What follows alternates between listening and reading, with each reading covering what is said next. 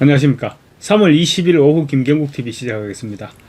지금 중국 대륙이 발칵 뒤집혔을 것 같은 소식이 전해져 오고 있습니다. 인류 역사상 최대 규모의 데이터가 해킹당했다는 소문이 중국발로 흘러나오고 있습니다. 맨날 남의 나라 해킹만 하던 중국이 이번에는 제대로 당한 모양새입니다. 공식적으로는 확인된 바가 없습니다. 그렇지만 정보기관들 사이에서는 중국의 국군이 통째로 복사당했다, 이런 말이 돌고 있습니다. 바로 중국 최고의 보안을 자랑하는 슈퍼컴퓨터 센터가 털렸다는 소문입니다. 중국이 입을 닫고 있고 해킹 해간 쪽에서도 역시 입을 닫고 있으니 공식 확인된 내용은 아닙니다. 하지만 해킹 주체는 미국이라는 소문이 파다합니다. 이 정도 규모로 해킹을 할 곳은 미국밖에 없다는 것입니다.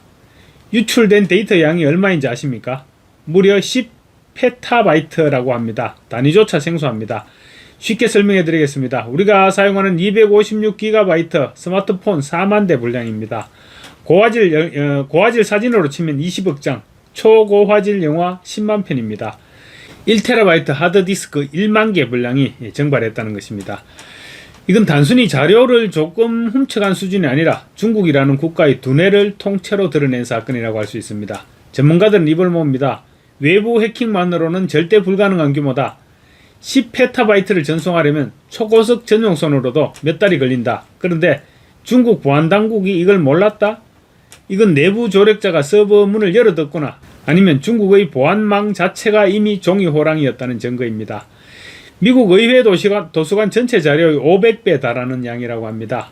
지난 수십 년간 중국이 남의 기술을 훔쳐오고 그걸 토대로 자기들이 밤새워 연구해서 쌓아온 국가 기술의 결정체가 남의 손에 넘어간 것입니다. 맨날 남의 나라 기술을 해킹해서 카피캣 노릇을 하던 중국이 이번에는 제대로 임자를 만난 것입니다.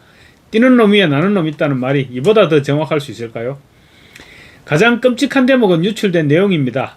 이번 데이터에는 항공우주, 핵융합 시뮬레이션, 생명정보학 등 중국의 미래를 책임질 핵심 산업 데이터가 포함됐다고 합니다. 하지만 진짜 핵심은 군사기밀입니다. 중국이 자랑하는 최신형 스텔스기, 그리고 극초음속 미사일의 설계도는 물론이고 더 무서운 것은 공격 시나리오입니다. 중국이 미국 항공모함 전단을 어떻게 타격할지, 대만을 침공할 때 어떤 경로로 미사일을 쏠지 이런 시뮬레이션을 했던 그런 극비 데이터가 통째로 털렸다는 것입니다. 현대전은 정보전이자 기술전입니다. 상대가 주먹을 어디로 휘두를지 근육의 움직임까지 이미 다 알고 있다면 싸움은 끝난 것이나 다름없습니다. 미국이 만약에 이 데이터를 손에 넣었다면 중국의 무기체계는 이제 고철덩어리나 다름없는 것입니다. 중국은 그동안 사이버 군대를 동원해 전 세계를 공격해왔습니다. 그런데 이번 사건으로 드러난 것은 중국의 내부 수비력이 형편없다는 사실입니다. 이미 이전에도 사이버 무기와 감시 기술 리스트가 유출된 적이 있었는데 이번 10페타바이트 사건은 그야말로 정점입니다. 군사 기술은 한번 유출되면 끝장입니다. 비밀번호 바꾸듯이 바꿀 수 있는 것이 아닙니다. 수십조 원을 들여서 개발한 미사일 알고리즘이 틀렸다면 그 미사일은 이제 적의 요격 시스템에 100% 잡히는 장난감이 됩니다. 중국이 쌓아온 지난 10년의 군사 굴기가 하룻밤 사이에 물거품이 된 것입니다. 지금 이건 단순한 해킹 사건이 아닙니다. 미국과 중국은 이미 총성 없는 전쟁 중입니다. 미사일 대신 데이터가 오고 가고 핵무기 대신 알고리즘이 폭발하고 있습니다. 이 전쟁에서 한번 뚫리는 쪽은 회복 불가능한 격차를 허용하게 됩니다. 한국과도 직접적으로 상관이 있습니다. 중국의 기술 패권이 흔들리면 글로벌 공급망이 요동치게 됩니다. 미중 갈등은 이제 통제불능의 수준으로 격화될 것이고 그 틈바구니에 낀 우리나라는 선택을 다시 강요받게 될 것입니다. 남의 집 불구경할 때가 아닙니다. 중국 슈퍼컴퓨터 센터의 10페타바이트 데이터 증발은 단순한 해킹 사건을 넘어서 동북아시아의 경제 및 안보 지형을 뒤흔드는 퍼펙트 스톰이라고 볼 수 있습니다. 이 사건이 한국의 핵심 먹거리인 반도체와 방산 시장에는 어떤 영향을 미칠까요? 그래서 제가 제미나이에게 한번 물어봤습니다. 그랬더니 제미나이는 중국의 반도체 설계 데이터와 공정 시뮬레이션이 해킹당했다면 한국 반도체 기업들에게는 천재일우의 기회가 됩니다. 반도체 설계는 수조 원의 비용과 수만 명의 엔지니어가 투입된 결과물입니다. AI 학습 데이터와 칩 설계도가 유출됐다면 중국의 자체 칩인 창신 메모리와 양적 메모리 등은 설계 변경을 위해서 최소 3년에서 5년의 기간을 허비해야 된다는 것입니다.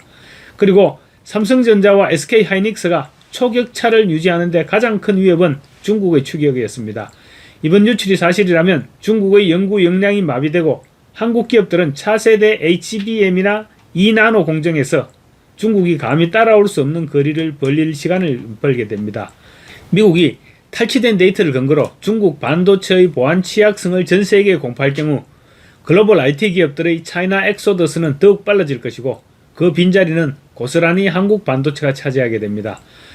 중국의 군사기밀 유출은 전 세계 무기 시장에서 중국제 무기 기피 현상을 불러일으키며 K방산에 날개를 달아줄 것입니다.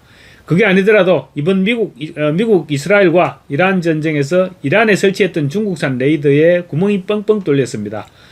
지난 1월이었나요? 마두로를 체포할 때도 베네수엘라의 중국산 레이더는 미국의 비행기들을 전혀 잡아내지 못했습니다.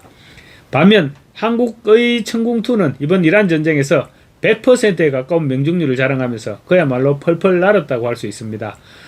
중국제 무기의 보안 깡통 사실도 입증됩니다. 중국은 저렴한 가격을 무기로 동남아, 아프리카, 중동 시장을 공략해왔습니다.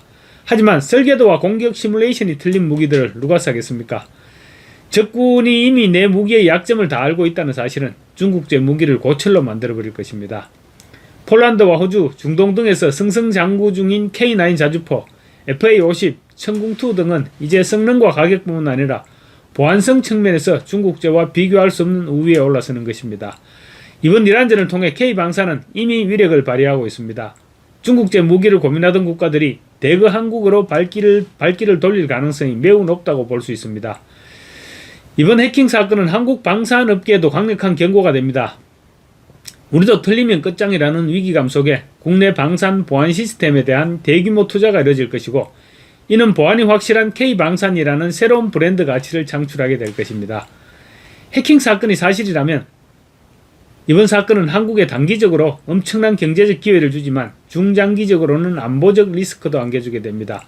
자존심과 기술력을 동시에 잃은 중국이 기둥뿌리를 다시 세우기 위해서 한국의 기술을 해킹하려 될 것입니다. 물론 중국 정부는 이 사실을 팩트라고 하더라도 이 사실을 끝까지 부정할 것입니다. 하지만 이미 세계는 서로의 뇌를 탈탈 털어가려는 전쟁에 돌입했습니다. 이번 사건의 배후가 미국인지 아니면 중국 내부의 반체제 세력인지는 중요하지 않습니다. 팩트가 맞다면 중국이란 거대한 요소에 하나의 회복 불가능한 균열이 생긴 것입니다. 모쪼록 팩트였으면 좋겠습니다. 그런데 이미 지난해 비슷한 무기 및 사이버 기술 유출 사례가 있었고 당시 중국 보안업체의 내부 자료 12,000건의 문서가 대량으로 유출됐었습니다. 지난해 당시 중국이 만든 공격용 무기 기술 자체가 외부로 유출됐던 것으로 알려지고 있습니다. 그래서 이번에도 사실일 가능성을 배제할 수 없다는 것입니다. 한번 지켜보도록 하겠습니다. 마치겠습니다. 감사합니다.